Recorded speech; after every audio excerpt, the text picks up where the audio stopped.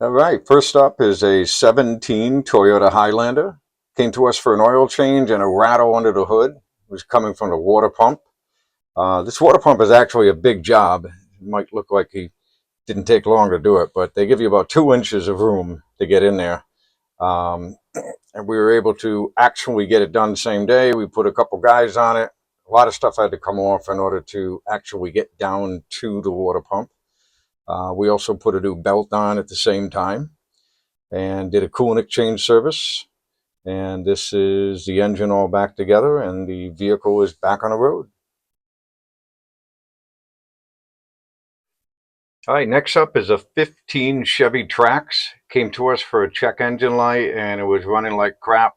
Uh, the PCV system is part of this entire valve cover, very common. We've probably done about 500 of these. I remember when a PCV valve used to be like $2 or $3. Now it can be several hundred or even in the thousands if it's a BMW or something like that. These parts are readily available. We do these all the time. Very, very common. And here it is, finished, back on the road. And next up is a 15 Jeep Compass. Came to us for a check engine light, and the gas pedal was not responding. Very common. The throttle body goes bad. The throttle bodies are electronic on this, which means the gas pedal is a sensor. There's no direct connection between the gas pedal and the throttle body. They go bad on a lot of cars. This one also needed a updated harness. Don't really have a great photo of that. However, you do have to use the scan tool to relearn the idle and a few other things, but it's all pretty basic. It's just the throttle body was buried on this engine. Everything came out great, and here is the finished engine, and the vehicle is back on the road. All right, next up is a 23 Chevy Traverse. Good customer came to us just for a check engine light, and it needed the active grille shutters. Pretty common.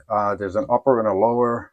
They're on like all the new vehicles now. All it does is give you a little bit better fuel economy at different times so that the vehicle is a little more aerodynamic.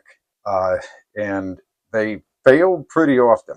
I don't think it's saving you that much in gas, but either way, we were able to get it done next day. Once the parts arrived, these things are only available from the dealer right now. I don't believe there's an aftermarket alternative. They're not that expensive. It's just you got to take the bumper cover off to do.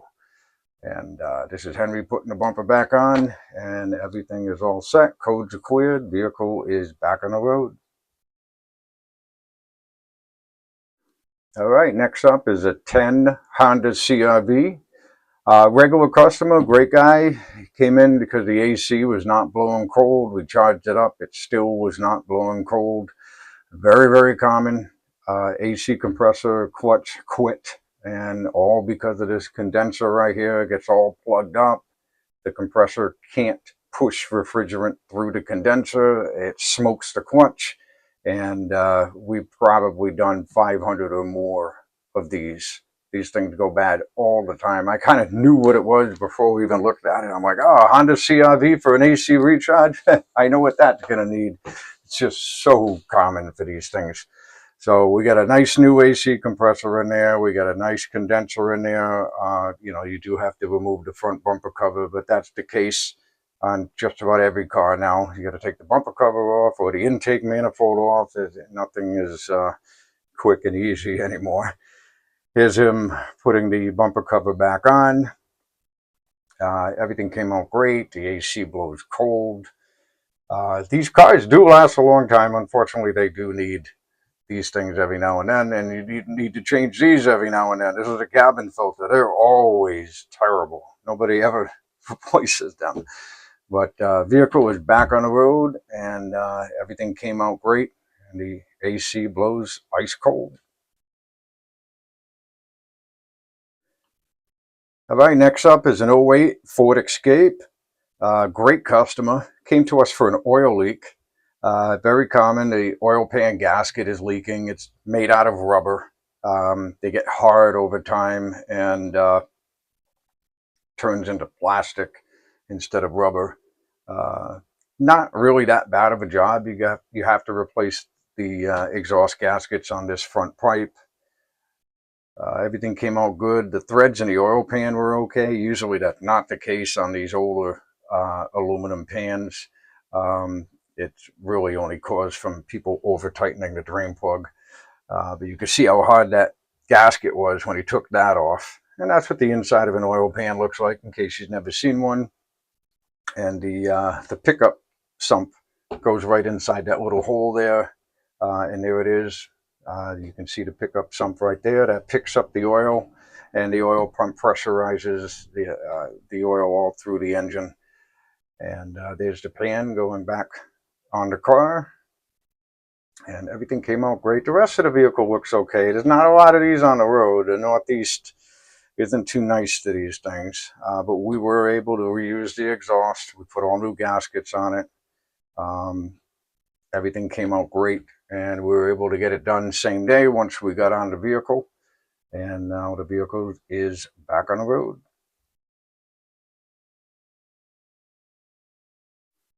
All right, next up we have an 18 Jeep Grand Cherokee.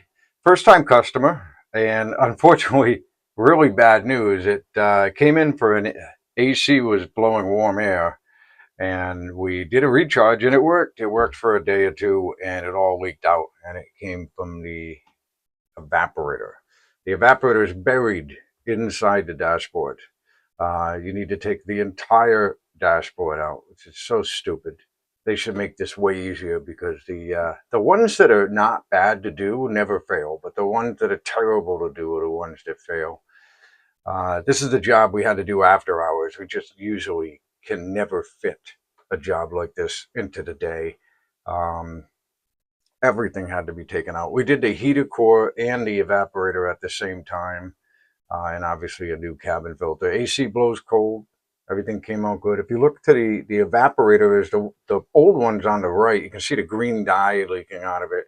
This is actually very common on a lot of Chrysler products, but it's all back together, and it is back on the road. Okay, next up is a 15 Honda Pilot. This vehicle got towed in. It died while driving. It needed an alternator. We replaced the alternator and the battery, and we put in a new belt while we were in there. And this is Henry trying to finagle it out. There's the old alternator, and there's the new one being installed. I know it looks like it took 5 minutes, but there was a few things we had to take off. Plus, once he gets the alternator down in there, we need to raise the car up in the air and put everything on. And just putting the belt on is tough on these vehicles. There's only like 2 inches of room between the front of the engine, which is actually the right front. And here it is, and the vehicle is back on the road. And next up, we have a 19 BMW 330. And it just came in for the left front CV shaft. Pretty common on these and the Mercedes that have the 4MATIC. The all-wheel drive cars, they have CV shaft just like a front-wheel drive car. The outer boots tear very easily. Basically, this CV shaft will only last as long as the boot lasts. So you need to have a good boot. This was able to be done same day, in and out. Uh, Everything came out great, and the vehicle is back on the road.